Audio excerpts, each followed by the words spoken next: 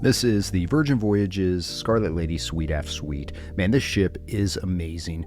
We were on it last November. We're already booked again. But this suite, you walk in, you've got a large bed. I mean, beautiful bed here. You've got some storage to the right as you walk in. And as you come into this room, you've got a pretty large open area. You've got a sitting area. That TV will come up from the wall. They're always refilling your drinks because you've got your bar. They've got a stocked bar, some neat things in those drawers, a record player, really nice setup there for entertaining. A little sitting area, my smoking hot wife videoing. We're gonna walk into the restroom. Man, beautiful, brand new restroom. I mean, all of this is a brand new ship. Large shower, look at how large this shower is. A view out into the water. You got water coming down from the ceiling.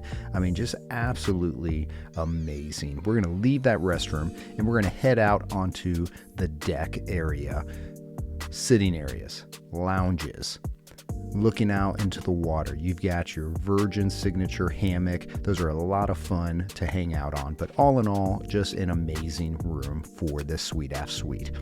There's her information. If you want to travel or you've got questions, hit her up.